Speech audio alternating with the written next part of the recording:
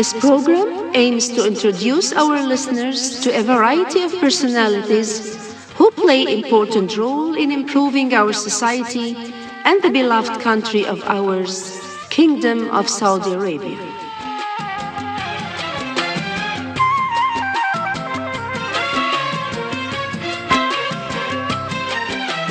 Assalamu alaikum, dear listeners, and welcome to the program. My pleasure to have with me a great successful architect and construction consultant. He will introduce himself and talk to us all about his interesting, successful career.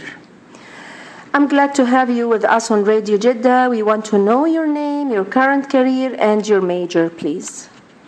Thank you very much. My name is Nabil Muhammad Ali Abbas. I'm an architect and construction consultant. I hold a PhD in construction engineering and management. I graduated from the University of Strathclyde in Glasgow in Britain, and I had some Islamic studies on a higher level, and I graduated originally as an architect from the School of Architecture in Cairo University, Egypt. That was long ago. Okay. Dr. Nabil Abbas, what made you choose the architect field and why? Okay, that's a long story because when I was around 10 years or so, my father, who owned a construction company, was building our home, and he used to take me to the construction site, and he used to show me the construction facilities and how people work and so on and so on. I got interested at that time in architecture and construction as well, and I grew dreaming of being an architect since that. My father, being a contractor owning a construction company, used to also take me to his office and show me how things are done. And from that time, I kept on dreaming of being an architect. When I finished high school, I consulted my late father, and he said, "You do whatever you like." But I said, "I want to go to study architecture." He said, "That's okay," and that started my career then. All right. Do you think to study architect is a difficult field? No, it's not a difficult field, but it needs some talents because there is a language in architecture which is drawing. Drawing is a language like writing in English or writing in Arabic or even doing music. That's a different language. So drawing is a language. You have to be talented in drawing. You have to be talented in using your brains in seeing things in 3 dimensions instead of 2 dimensions, and so on. So this is the talent you need, and you need some engineering background as well to get a degree in architecture. And skills, I yes, guess. Huh? Certainly, of course. Yeah. All right. Dr. Nabil, you are one of the only 2 Arab accredited FIDIC trainers. Explain to us about it. Okay, FIDIC is the International Federation of Consulting Engineers. It was based in Paris 100 years ago, and now it's based in Geneva. They are celebrating their 100th birthday this year. This is a federation which is involved in training of engineers, of consulting engineers, of improving their futures, and they do publish certain contracts for construction. So this federation has accredited trainers all over the world, but in the Arab world and in the Gulf, we only have 2. One in the Gulf, which is myself, and one other Arab from Jordan. These cover the whole Arab world, and they train on FIDIC topics and construction contracts all around the Arab world, and they are the only accredited trainers. Could you explain for us what's the meaning of accredited? Some people, they don't understand this. Okay, accredited means approved by the Federation of Consultant Engineers, and these have to pass certain tests before being accredited. And after being accredited, they are allowed to give these training courses all over the Arab world, either in Arabic or in English.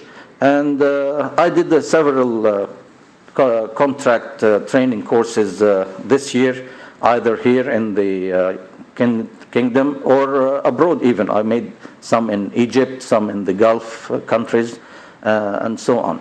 We are also accredited to give in English as well, so we can give training courses in Europe or in the United States or in Asia or Africa and everywhere. Doctor, what do you give in this training? Explain for us a little bit about it. Okay, there are several accredited courses by the Federation of International Consulting Engineers, and these all are around the construction contracts that have been published by FIDIC. The training courses are to give an introduction first to the people interested in construction contracts, whether they be lawyers, engineers, architects, or whatever. Sometimes accountants as well attend those courses. And there are some advanced courses as well. So each one of those courses is approved by FIDIC, and it allows the person, after finishing, say, 3 or 4 of those courses, to be an expert on these construction contracts. And people that use those contracts all over the world love to come to those training courses, whether in Arabic or in English, whatever they speak. This is really great. You are the president of the Arab Union of Engineering Arbitrator Centers. First, if you could explain what is an arbitrator, and secondly, your role as a president.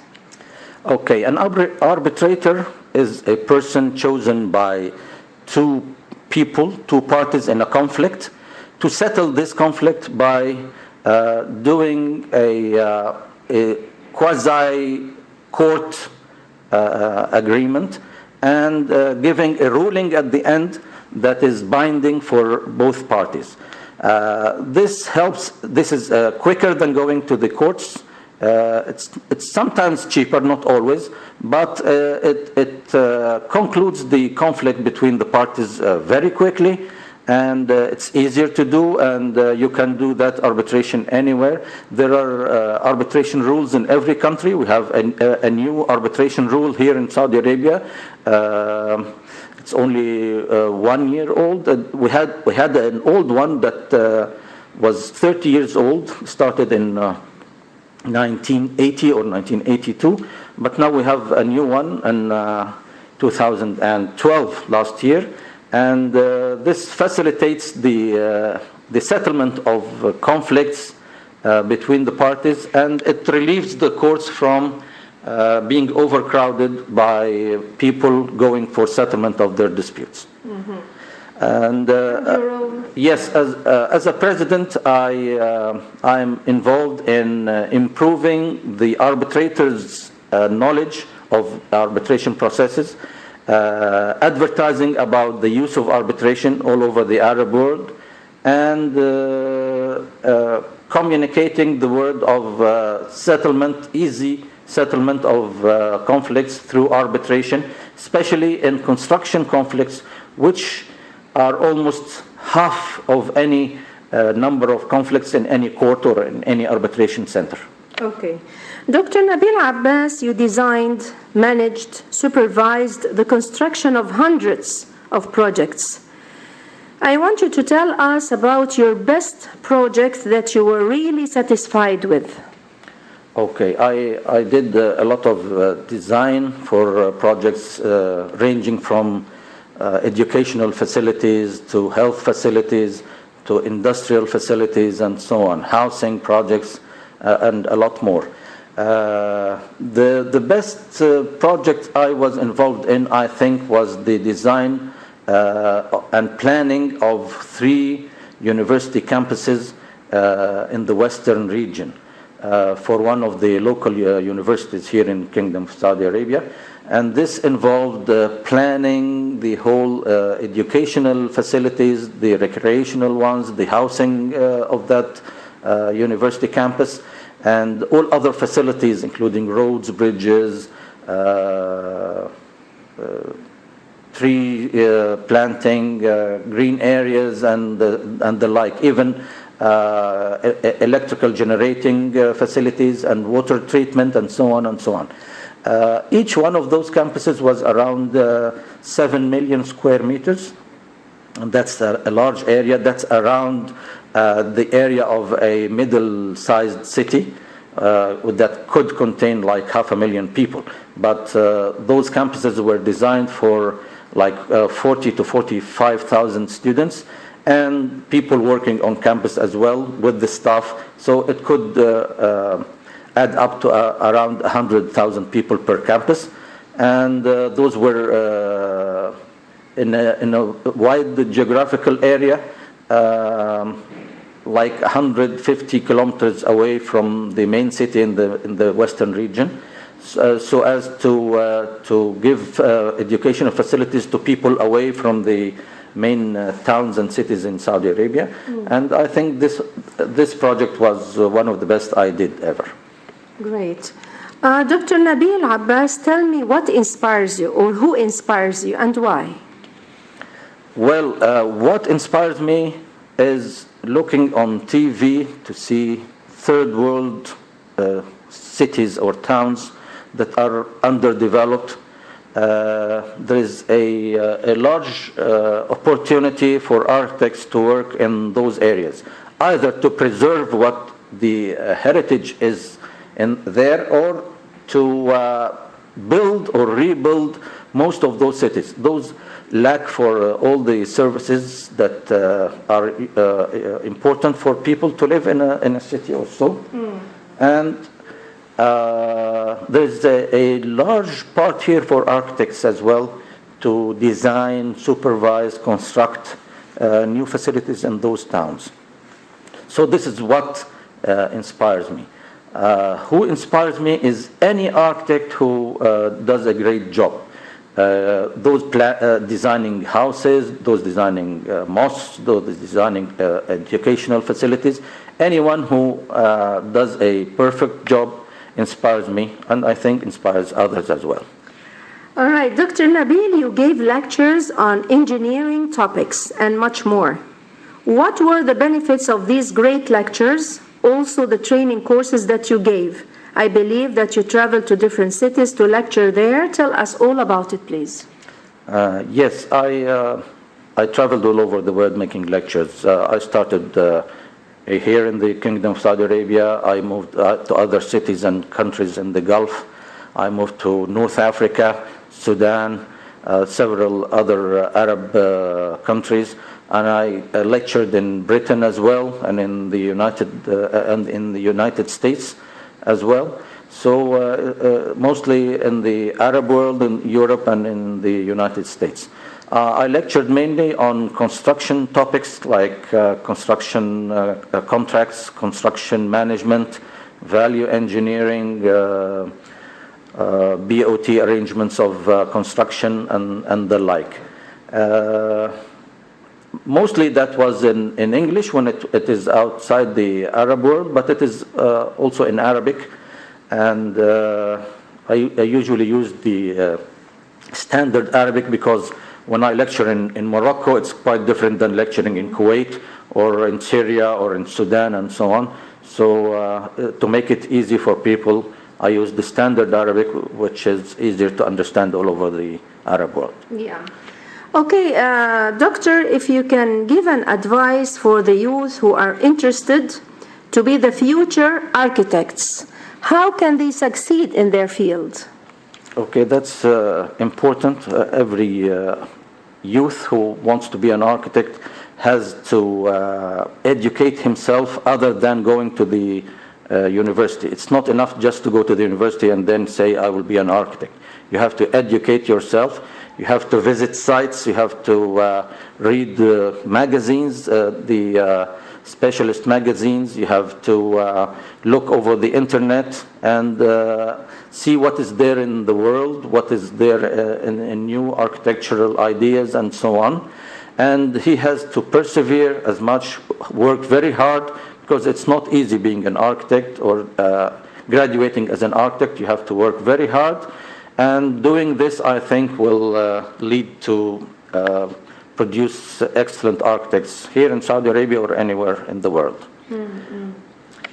All right, we still have time, like 3 minutes to go. So I need you to talk about greeneries, if you can talk about that a little bit. There is a trend now in the world about green architecture.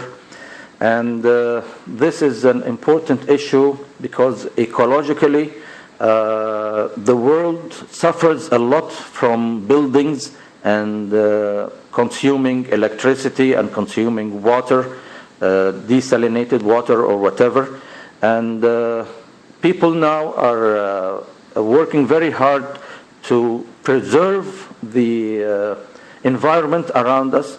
So by producing buildings that do not negatively affect the environment, but could add to that, like buildings that do not only consume electricity, but also produce as well electricity. By recycling water used in the building and reusing it again, by reducing the consumption of electricity for air conditioning or whatever, by using old techniques, modern techniques to produce materials and produce buildings that are eco-friendly, that would not negatively impact the environment as a whole. And this is a new idea here in Kingdom of Saudi Arabia. And we are arranging now for an organization that specializes in green buildings in this in the kingdom, and hopefully within the next 2 or 3 months it will be there for everybody who likes to join the green building organization. And I think by spreading the word on the importance of the environment and preserving that environment, we could save a lot for our country and our people. What were the best countries that you traveled, you liked the most? Well, I liked Switzerland in Europe. I liked some parts of the United States, like California, where my son now has his postgraduate studies. He was before that in Florida, the southeast part of the United States. I liked that very much as well. I didn't like the very cold weather in the north, but I liked the very green southeast and the very green southwest of the United States, and Switzerland as well, because in summer it is very green, and that's quite different from where I live here in Saudi Arabia. All right, we have just 1 minute. Do you have any hobbies that you love to do in your leisure time? Yes, I love to do sports, and I love reading, and I love to play chess as well. So these are my hobbies. Chess are for clever people, huh? Yes, I suppose so. And before that, I used to paint. But I'm not doing a lot of painting anymore now. I'm concentrating on sports and reading as much as I can. All right, Dr. Nabil Abbas, I want to thank you very much for being with us today. I wish you always the best of success in everything you do. Thank you very much for having me on your program, and I hope we can meet later in the future, inshallah. Inshallah. Thank you very much. Dear listeners, I'm afraid that I have to conclude my interesting talk with our successful guest, Dr. Nabil Abbas. Join me next Sunday, inshallah, with another new guest. This is me, your host, Mona Al-Hariri, wishing you all the best. Goodbye for now.